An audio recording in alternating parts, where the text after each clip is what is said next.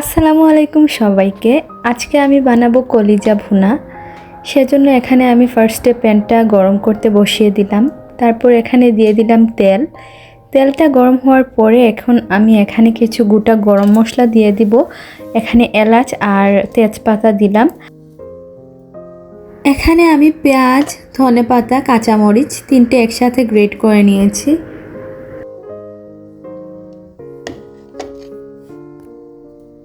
প্যানের তেলটা গরম হয়ে যাওয়ার পরে এই মিক্সচারটা দিয়ে আমি ভালো করে ব্রাউন কালার করে ভেজে নিব।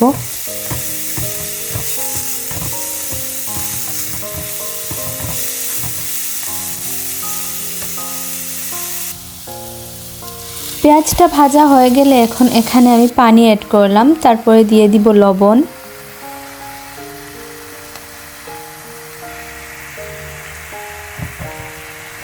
এখন আমি একে একে সব গুঁড়ো মশলাগুলো দিয়ে দিব।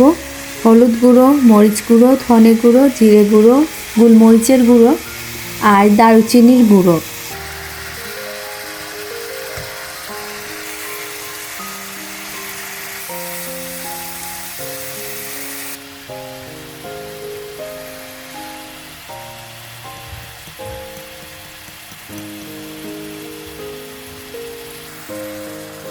এখন আমি অ্যাড করে নিব আদা রসুন বাটা। আদা রসুন বাটা দেওয়ার পরে এখন আমি এখানে টমেটো কেচাপ দিয়ে দিলাম আর হালকা একটু পরিমাণ চিনি দিয়ে দিলাম যাতে কালারটা ভালো আসে। তো মশলাটা কষানো অলমোস্ট ডান। এবার আমি এখানে দিয়ে দিব আলু। আলুটা দেওয়ার পরে এখন আমি মশলার সাথে আলুটা কিছুক্ষণ কষিয়ে নিব, 2 থেকে 3 মিনিটের মতো। 2-3 মিনিট রান্না করার পরে এখন আমি এখানে গরুর কলিজা অ্যাড করে নিলাম। তো কলিজা দেওয়ার পরে আবারও সব কিছু খুব ভালো করে কষিয়ে নেব 3 থেকে 4 মিনিটের মতো। এখন এখানে আমি কোনো পানি অ্যাড করব না, কারণ কলিজা থেকেই পানি বের হবে।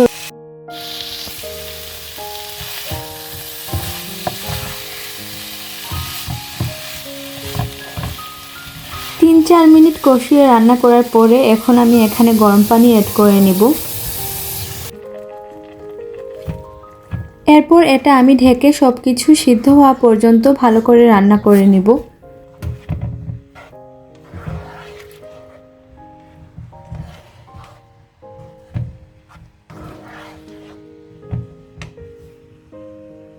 ঢেকে রান্না করার সময় মাঝে মধ্যেই এটা আমি ভালো করে নেড়েচেড়ে দিব যাতে মশলাটা পুড়ে না যায়।